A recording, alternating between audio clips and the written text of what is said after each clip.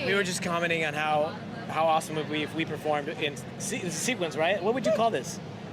They're like a little Stretch disco ball? Yeah, I don't even know. Sequence. Yeah. Yeah, I don't know how to call that. I Or would, like, can you I would imagine- depict them as more like, because sequins have like the little holes, Yeah, right? yeah, you're right. I would think of these as like little tiny disco. And I was It is very literally much watching disco you set up the ball, camera going like, what would we look like on stage with Like a this disco ball. outfit? Yeah, I'm like... Literally, you look like a disco ball, and that was the All it is intent. that we couldn't when I pull it bought off. it, I was like, I feel like a giant disco I ball. want to get one. You're of those. pulling it off. We couldn't. That was the point of us going, dude, we would look We'd have to so switch it up. dumb. Someone would have to have that exact same one on. Yeah. You know, I want the one that zips all the way up, but I'd keep it down to here unzipped. Yeah, yeah. I love that. Fucking sick. That would Yeah. be sick. All right, anyways. Yes. All We're right. distracted by Let's do this. the disco All ball. right. Can't all be of it. Yeah, I yeah, hear yeah. that all the time when I'm in the pit. You're so distracting. So distracting. You're so distracting. I'm like, and I'll be wearing all black, and everybody's like, you're so distracting. I'm like, sorry? You're like Not 1,000 points of sorry. light. Not sorry. Okay. Hello, this is a New York State music interview. My name is Bethany Couture, and I am at the Vans Warped Tour in DC with Hoobastank. Hi. Hello. Thank you guys so much for taking the time to meet with me today. Thank you for taking the time to meet with us today. Yes, yes. Oh my God, it's an honor and a pleasure to be in this amazing energy atmosphere. I've been crying happy tears all weekend because I just love this. I just want to start off by saying congratulations on your big anniversary.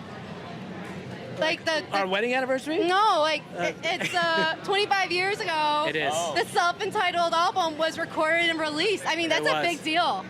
Yeah, That's a That's big a fucking landmark. long time. Can I cuss on this? Absolutely. Okay. I think it's this November, 25 years ago, this November, our first album came out. Were you alive? I was. Yeah, it's 25 years since the world has heard of this band. Aside from a small little subset in LA, but yeah, it's I kind of a love long that. time. That is a long time. That's absolutely amazing. Reflecting back, what part of your career you're most proud of? This moment right now, with that sequence outfit, this is the most proud I've ever been. I love that. You guys are Yeah, right. I was like, the fact that we're here right now is it. Longevity, you know, like it's 25 years later, and we still get to jump around on stage like idiots and call it a day, you know? What It's a great amazing. thing. And what's really cool is walking around backstage and running into other bands that we have played with over the last 25 years Yes. and seeing them, giving them hugs, and just, you know, having this thing with them in common that we've done for so long. It's really cool. That is amazing. So last year you guys released a home video called the Hoobastank 20th Anniversary. What kept you guys from releasing this earlier in your career? Because like the 90s and 2000s, it was all about the home videos. Everybody was making home videos and releasing them and selling them. And I know I was purchasing them and watching them. Why now? Well, because it was the 20-year anniversary, and had we done it earlier, it would have been the 15, the 10, the That was 5. for the reason, right? No, like why didn't you release them when you made them? We release stuff when we made them, but what happens is I'm usually, since I was 18, was carrying a camera a lot. So we filmed a lot of stuff, like actual VHS camcorder stuff. And it was just kind of for my own joy, and was tucked away. Over COVID, when we all got locked in, I decided that I would digitize most of it, and so I spent hours and hours and hours just doing it at home. And as I was going through it, I started to kind of remember, like, oh, this was a lot of fun. We're in the day and age of content. Yes. We don't come from that. We come from a No. different time where it was like, yeah, I mean, it was always good to put out DVDs or VHS, whatever it was back in the day, but it wasn't how it's become. I wasn't necessarily taking those things or taking those photos with the intent of releasing them, but because I Right. had them and it's really important these days, we figured our fans would really like to see it. Yeah. And they did. And so, yeah, and we still have more that we haven't put out. I love that. Maybe one day. Yeah, what he said. We have so much footage of stuff that I did have to go through it though. Before I passed all the footage off to the guy that was going to edit it, I had to Yeah. pre-edit it to make sure that it was the politically correct Yeah, version. yeah. Because times were different in the early 2000s. Oh my and the late God, life 90s. was okay. So I'm gonna age myself. Oh my God. So I grew up, you know, I was a teen in the 90s. So you know what I mean? I was raised in the 80s, grew up as a teen in the 90s. I remember how much fun it was to get into trouble. and it was never recorded unless you purposely like aim to do it. Yeah. And Right, and it was so- amazing. And we were not PC. Everybody was so bad. Well, we never aimed to really offend anybody individually or personally, but it just happened. it just kind of happened, Today. and it was ours was always from a we grew up watching Saturday Night Live and all these shows and Animal movies House, that were National extremely, Lampoons. yes Something about Mary. yes, Yes. all these super offensive It was things in your and face. It was Yes. all in your face. and I don't know if we were saying this to you or somebody else earlier.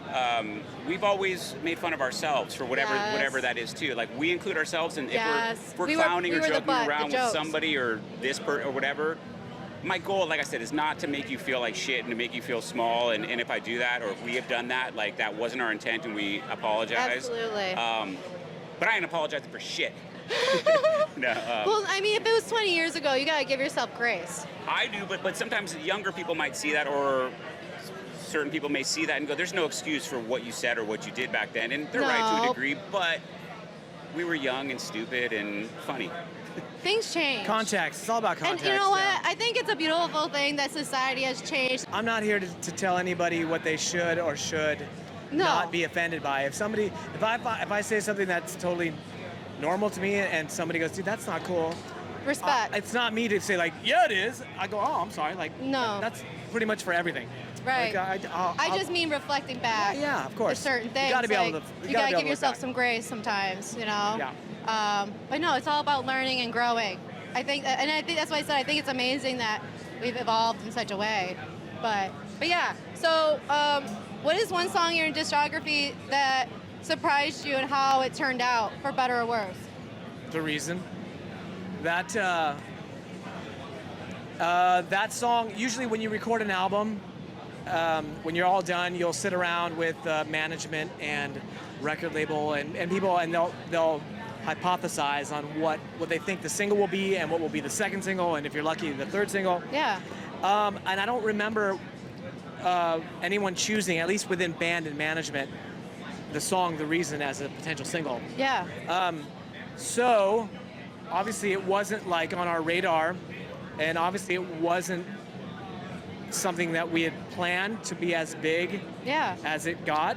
And then, so obviously it was really, really, really good for our careers, but also at times it was very, very difficult to deal with a song that got bigger than the band, Ooh. you know? And up to that point in our careers, we kind of feel like we had control over the perception of the band. Oh. You know, like we are. Interesting. What you see is what you get, and then the music is what we put out, and it's all Yes. kind of what it is. We were in Yeah. control, and the perception within the band of the band Yeah. matched the fans' perception of the band. So it was like we were locked in. And then this song comes, and it gets so big, and we go from playing theaters with a bunch of teenagers and 20-year-olds and mosh pits and bodies flying everywhere, to playing these huge amphitheaters with young teen girls and their parents. Yeah. And it was at that point, like the cat was that we couldn't control Yeah. how people perceived us anymore. Yeah. And it was like, oh, they're just that band that band that has that big pop song. Yeah. And that's not who we saw ourselves as. So there was a fight. There was a struggle for a while. But we've long since come to grips with it. I think, like anything with time, you can reflect and see the good and bad. And I wouldn't change any of it, because I think the struggle with it it's good for us. Yeah. There's a saying in production: the bigger the production, the bigger the problems. Yeah, And the bigger the band, headaches. the bigger the band got, the bigger the target got on our backs. Yeah. Like more people liked us, but also more people didn't. So I think a lot of the younger people too at that time that had kind of found us on our first record, even though that record did really well, once we got to the point where you were saying where there was now people in their 40s at our shows, Yeah. the 20-year-olds were kind of looking at it like, this has switched a bit and it's not necessarily for us anymore because of this one song.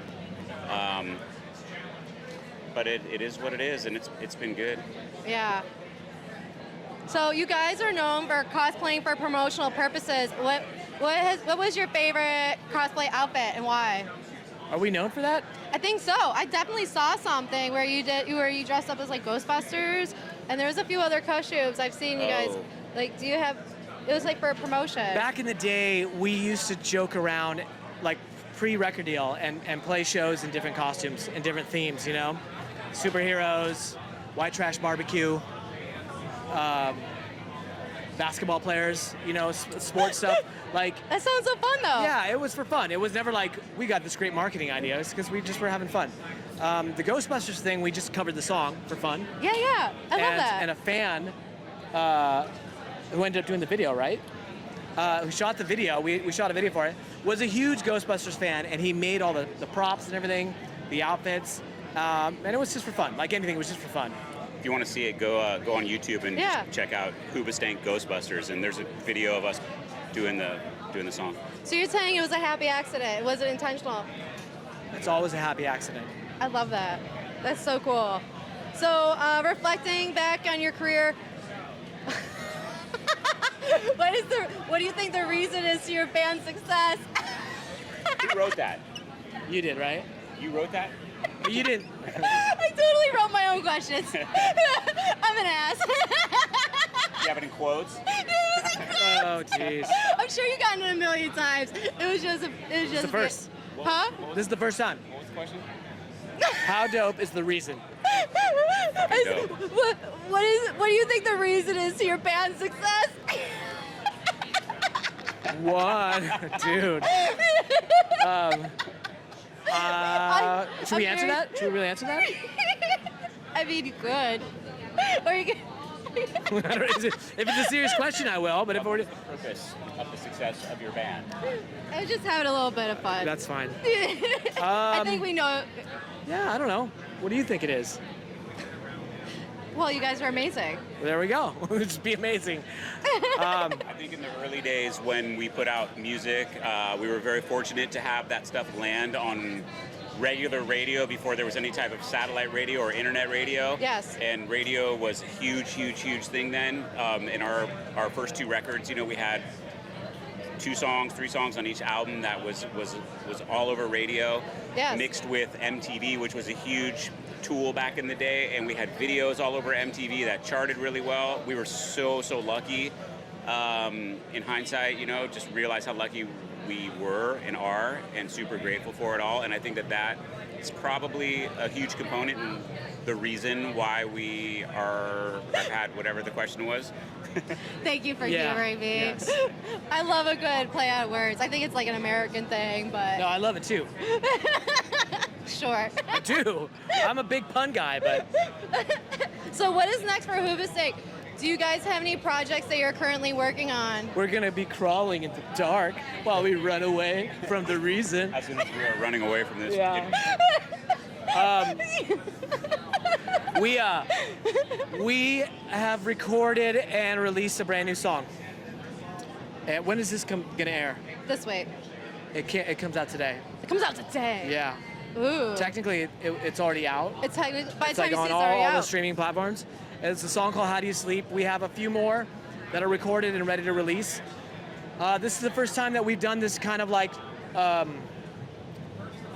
low undercover style. Yes. Like we're just gonna release shit Yes. as we go, instead of this huge like, hey, we're gonna record 12 songs and then we're gonna market it. We're just kind of like, Yes. I dare I say punk rock it. We're just like, boom, this is it. I love that. What? The reason, bro. Yeah. The reason. All right. Well, rock on, guys. Thank you so much for taking the time to meet with me today. It's been an honor and pleasure. And I look forward to hearing your new song. Thank you. Thank you. Thanks for having us.